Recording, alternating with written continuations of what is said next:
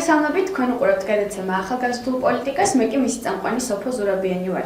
ჩვენ დღევანდელი გადაცემის თემა ეს გახლავთ არასამთავრობო ორგანიზაცია საქართველოს გაეროს მოდელირების ასოციაციის პროექტები, განხორციელებული პროგრამები და რა თქმა უნდა სამომავლო გეგმები. დღევანდელი ჩვენი გადაცემის სტუმარი კი ეს გახლავთ არასამთავრობო ორგანიზაცია საქართველოს გაეროს მოდელირების დამფუძნებელი ხატია ქობალია. ხატია, პირველ რიგში ძალიან დიდი მადლობა მინდა გითხრა იმისთვის, რომ მოიცავთ და მობრძანდით ჩვენთან და ახალგაზრდებთან სასაუბროთ.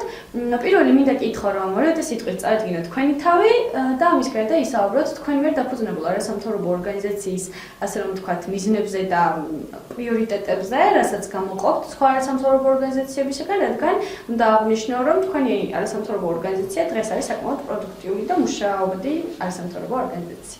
ძალიან დიდი მადლობა. პირველ რიგში მადლობა თქვენ რომ მოგვიწვიეთ და ინტერესით ჩვენი ორგანიზაციით და ჩვენი განხორციელებული პროექტებით.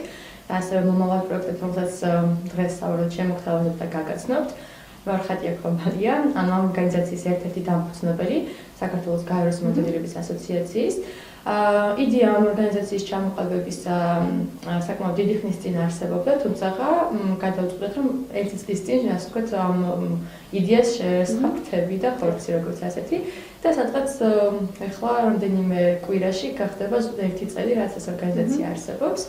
მიზნები როგორც ასეთი ძირითადი მიზანი იყო ახალგაზრდების ჩართულობა, აქტიურობა, მათთვის ინფორმაციის მიწოდება, გაცნობა, სხვადასხვა სპეციფიკის კუთხით მუშაობის ამ გაეროს მიმართულებების და უბრალოდ ძირითადი მიზანიც ის იყო, რომ ჩამოგვეტანა საერთაშორისო პროექტებიდან სხვადასხვა ტიპის გამოცდილება, სხვადასხვა ტიპის მიმართულებები, თუ როგორ მუშაობენ ეს ადამიანები და ახალგაზრდები საზღვარგარეთ და შემდეგი ძირითადი მიმართულები გვინდა ყოფილიყო, რომ არ მხოლოდ საქართველოში თქვათ არსებობს ჩვენს პროექტებს და ორგანიზაციას, არამედ საზღვარგარეთაც ფაქტობრივად საკმაოდ კარგად რომ მოეკიდა ფეხი და ცნობადი გამხდარიყო.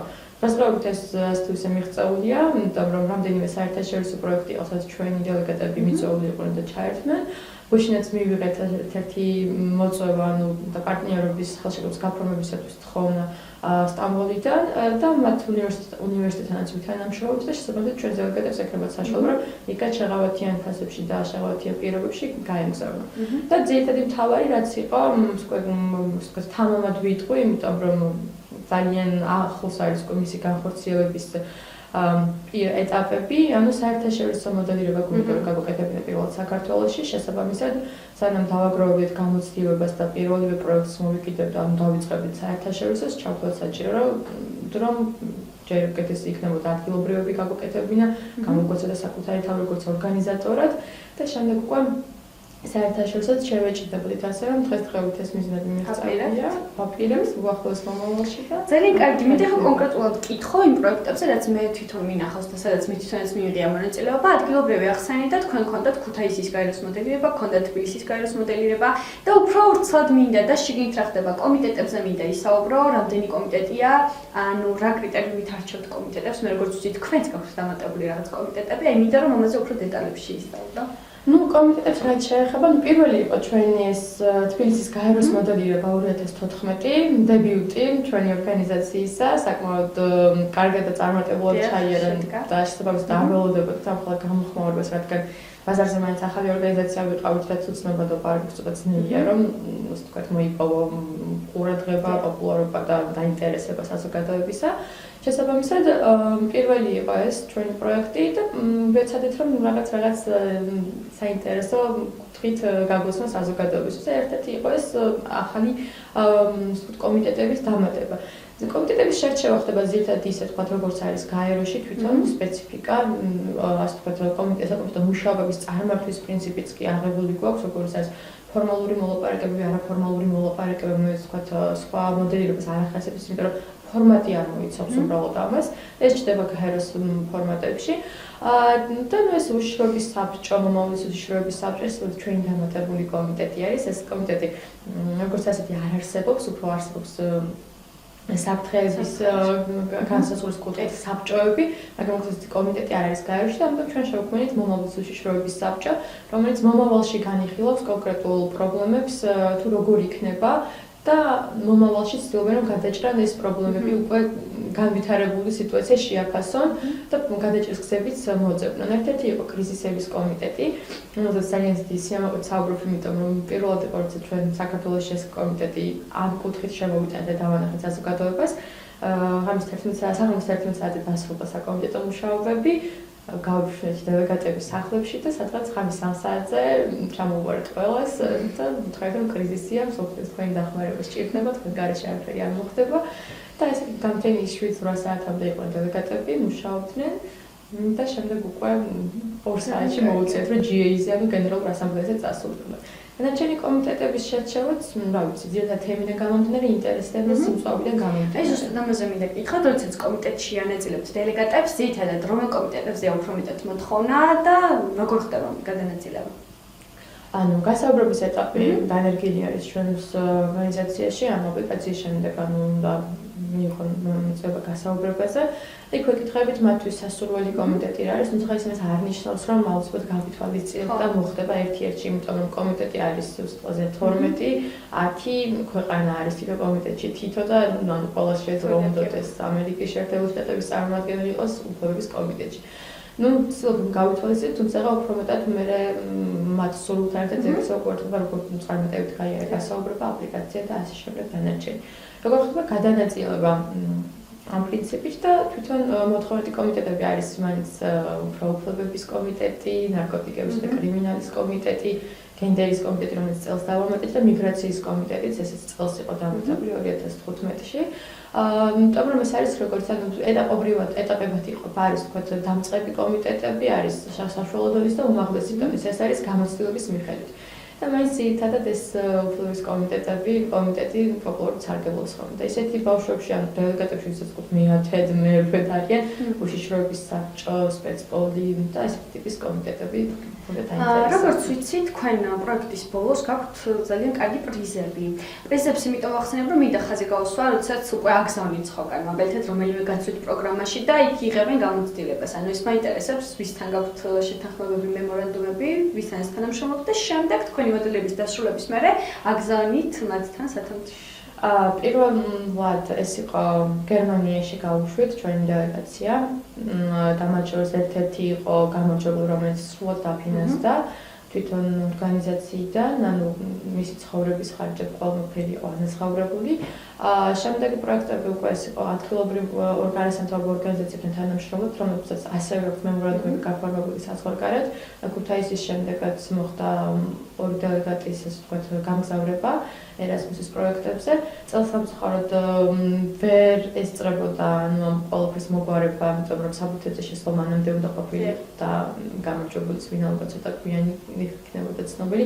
ასე რომ წელსამცხოვრად ეს ვერ მოხერხდა, თუმცა შემდეგ აეროებზე უკვე რომელიც იქნება გასაფხულზე, ასევე იგეგმება რომ ერთ-ერთი დელეგატისთვის იყოს პრიზი გათვალისწინებული. თუმცა რაც უკვე მემორანდუმები ციფრად თანამშრომლობთ გერმანიის და მაგალითად ამერიკის შეერთებულ შტატებშიც ვუშვებთ უკვე ეროვნულ სესიაზე დელეგატებს, თურქეთი, ინგლისი და მთლიანად ევროპაში საკმაოდ საინტერესო და კარგად მიმდინარეობს ჩვენი თანამშრომლობა. ძალიან კარგი.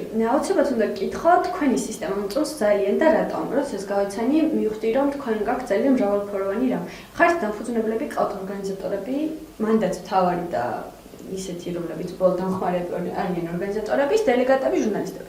ამაზე მინდა გკითხოთ, ანუ თქვენ ხართ ორგანიზაციის დამფუძნებლები და თან აქტიურად ხართ ჩართული ამ ყველაფერში პროექტის მიმდინარეობაში და აქტიურად ადენებთ ალყურს. აი ორგანიზატორების მოვალეობა რა არის და კიდევ რომ ყავთ ჩეარი ეგრეთ წოდებული, რას აკეთებს ჩეარი, რას აკეთებს ორგანიზატორი? რამდენად განსხვავებული სამუშაო აქვთ ორივეს? ანუ სრულად განსხვავდება მათი ფუნქცია და მათი მოვალეობები, თუმცა თითოეული პიროვნება, თითოეული პოზიცია, რომელიც არსებობს დღესდღეობით ორგანიზაციაში და პროექტში, რომელიც ინერგება და იდება საფუძველში, ეს არის ანუ თითოეულის გარეშე პროექტი არ შექმნება და არ გამოვა.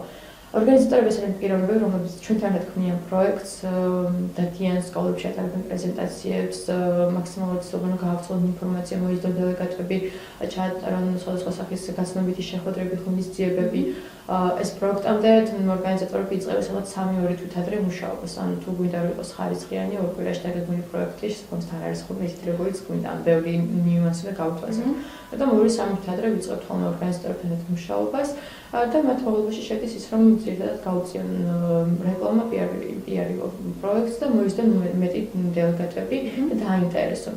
Mums ir გვეხმარებიან მხოლოდ გასაუბრების ჩატარებაშიც, რა თქმა უნდა, იმიტომ რომ ისინი არიან ჩვენი წევრები, ჩვენი ორგანიზატორები და მოუწვეული უფლება, რადგან პასუხისმგებლობას ვანდობთ ამ ხელა პროექტზე, ანუ უფლებას და პასუხისმგებლობას აქვთ იმაზე, რომ ჩაატარონ ჩვენთან გასაუბრებები და ისწავლონ მეტი, ვიდრე თქვა შეიძლება მხოლოდ სკოლაში პრეზენტაციის ჩატარებით ისწავლონ.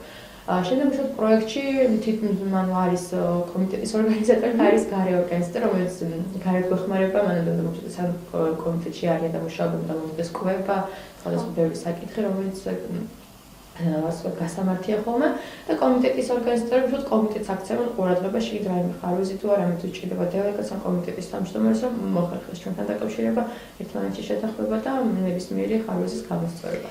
აუცილებლად მოახსენოთ ხარჯები, რაც დაკავშირებული იქნება, რა თქმა უნდა, პროექტის მიმდინარეობასთან. ის არ არის ერთჯერადი პროექტი და თან არის რამდენიმე დღიანი პროექტი. კვება ახსენეთ, რა თქმა უნდა, უზრუნველყოფა დელეგატების და არა მარტო დელეგატების, თუნდაც კალმებით, სამუშაო ან მაინტერესებს დაფინანსებასთან დაკავშირებით, ანუ საიდან ანაზღაურებთ იმას, თქვათ, რასაც ხარჯავთ თქვენი ორგანიზაციის საქმიანობიდან დამოკიდებული. Ყოველ კარგად იცის, რომ ამ პროექტებს ადევს თავისი მოსაკრებელი, ანუ მონაწილეობის საფასური, თუმცა ეს არ არის იმ ზონის საფასური, ის ის რომ ეს ყველაფერი უზრუნველყოფას. შესაბამისად, რამდენი პროექტი არის თანამშრომლობთ ერთ-ერთ უნივერსიტეტთან, ანუ შავი ზღვის უნივერსიტეტთან თანამშრომლობთ ჩვენ და ძალიან აქტიურად გვეხმარებიან, თუნდაც კალმების მომარაგებაში, ბლოკნოტების მომარაგებაში და არის სხვადასხვა სფეროს საკითხებში ერთმანეთთან საკმაოდ კარგად თანამშრომლობთ და მეგობრობთ. რაც შეეხება სხვა ტიპის სხვა დაფინანსება, როგორც ასეთი ფულაკი ამ მსგავსი ამიტაბზე ან ორგანიზაციის არ აქვს, ან გრანტებზე არ უმუშავია. თუმცა სპონსორებზე გენერალური ასამბლეისთვის მუშაობთ ხოლმე, ანუ ესეც შედის ორგანიზატორების მოვალეობაში, რომ გენერალური ასამბლეისთვის პრიზებზე იმუშაონ, სპონსორები მოიწიონ და გარკვეული საწყო მეხანიზმების საჩუქრები და გამოყოს სხვადასხვა კომპანიებმა. ეს არის ხოლმე ძირითადი, ვთქვათ, მაგრამ დიდი დაფინანსება და ისინი არ არის. და რაც შეეხება კომიტეტის თავმჯდომარებს, ისინი არიან ადამიანები, უკვე აკადემიურ მხარეს უზრუნველყოფენ, მათი ერთი კვირით ადრე უკვე დელეგატებს გააცნონ საკომპიუტრო თემის, საკომპიუტრო სამუშაოების თემატიკა, რაზე იმუშავებენ, როგორ იმუშავებენ, შეუსწოროს ეს პოზიციის განაცხადები და უკვე აკადემიურ მხარეს წარმართვა არის თვითონ თავმჯდომარების ან ჩერების ძალიან კარგი. ხათ მინდა გკითხოთ ასე ბოლოსკენ ის რომ თქვენ საერთაშორისო ასპარეზზეც გინახავთ როგორი აგრეს მოდელირება, რეალურად თითქმის ანალოგია, მაგრამ უნდა აღვნიშნო რომ ეს არის თქვენი ვერსია, რამდენად გაამართლა, მინდა გკითხოთ. ჯერ იმან რომ თქვენმა ორგანიზაციამ პირდაპირ უშუალოდ ამ ხაზით დაიწყო მუშაობა, იმიტომ რომ მოგეხსენება სხვა სამთავრობო ორგანიზაციებში არის ძალიან ბევრი რაღაც ადმინისტრაციული განყოფილებები და თქვენთან არის ერთი ხაზი, მაგრამ საინტერესო მრავალფეროვანი. მაინტერესებს როგორ გაამართლა ქართველ ბავშვებთან, როგორ გაამართლა არ მარტო ახალგაზრდებთან მინახავს მე უფრო დიდებიც, რამდენად კარგია და რამდენად დაპირებთ რომ ეს პროექტი იყოს გრძელვადიანი. თაისში მინახავს ალბათ საკმაოდ დიდი ეს. ანუ გაამართლა იმ კუთხით რომ თავაზობთ მრავალფეროვნებას, თითოეული ვთქვათ სესია არ გავს ერთმანეთს, რაღაცა სიახლე მაინც არის, თუმცა კომიტეტების ცვლილება. Გამართლა იმ კუთხით, რომ როგორც მეთქსენით არ არის ჩვეულებრივი რეჟიმის საკომიტეტო მუშაობისა, ანუ ჩვენ გვაქვს ფორმალური მოლაპარაკებები, არაფორმალური მოლაპარაკებები, თუნდაც გენერალურ ასამბლეაზე შეუძლია ნებისმიერი კომიტეტის ნებისმიერ წევრს წარმოდგეს და გააკეთოს შემტევიან დამცავი სიტყვა ნაკრების ფიჩი, ასევე თითოეულ კომიტეტში ყველას აქვს უფლება რომ კითხვა დასვას, ანუ გენერალური ასამბლეაც გამოდის ბევრად დატვირთული და საინტერესო. ეს არის ჩვენეული ვერსია გენერალური ასამბლეისა, თუმცა ეს საფუძველი დევს საერთაშორისო სესიებს, მაგრამ როგორც წესდელიგია საერთაშორისოებზე გენერალური ასამბლეა არ ტარდება ხოლმე, მესამე დღეს უბრალოდ არის დაჯილდოება საუკეთესო დელეგატების წარდგენა, იმიტომ რომ ზედ ყურადღება არ ექცევა, ეს ჩვენთან არის რომ საინტერესოა და დატვირთვა საკმაოდ მეტია როგორც საკომიტეტო სამუშაოებს. რაც შეეხება საკომიტეტო სამუშაოებს, შეიძლება ვთქვათ დღის წესრიგში თემა იდგეს მაგალითად მიგრანტების კრიზისი, ან თუნდაც ტერორიზმი, ან ISIS-ი, მაგრამ საბოლოო ჯამში დელეგაციას, რომელიმე დელეგაციას გაუჩნდეს სურვილი, რომ ისაუბროს სრულიად სხვა თემაზე 10 წუთის განმავლობაში და ამ ინიციატივის წარმოყენების უფლება აქვს კომიტეტში და ხმათა უმრავლესობა გაიმარჯვებს მისი ინიციატივა კენჭისყრაზე რომ დადგება დღის წესრიგში, სავარაუდოდ 10 წუთის განმავლობაში ისაუბრონ იმ თემაზე, რომელსაც შემოგთავაზე, მაგალითად ქალთა უფლებებზე, თუ არის სიტყვაზე მიგრანტების კომიტეტში და მუშაობ თუ გავა მისი ინიციატივა 10 წუთის შორის ქალთა უფლებებზე და არა მიგრაციის კრიზისზე და ანუ ესეც ერთ-ერთი სიახლეა, სადაც აქტიურად იტაცებენ ინიციატივების შემოტანა მოუშენების ან ესე ეწოდება ხოლმე ესე ვთქვათ. ძალიან კარგი ხათი. აი ძალიან მიხარია რომ გასაქმიანებას ეწევით და მეც აქტიურად ვარ ჩართული, როცა შემიძლია მართლა მთელი გულით. ჩვენ კიდევ აუცილებლად გავაგზავნებთ თქვენთან თანამშრომლობას და მაქსიმალურად საგიდგებით მხარში, რაც შეეხება გაშუქება, იმიტომ რომ ახალგაზრდებს აინტერესებთ აქვთ კითხვები და ჩვენ მაქსიმალურად მიმოწვით მათ ინფორმაციას. ძალიან დიდი მადლობა კიდევ ერთხელ რომ ვიყავით დღეს ჩემი გადაცემის სტუმარი. ეს იყო გადაცემა ახალგაზრდული პოლიტიკა. ჩვენი სტუმარი იყო ხატია ქობალია. ჩვენ კიდევ ზუსტად ერთი კვირით გემშვიდობებით ნახვამდის.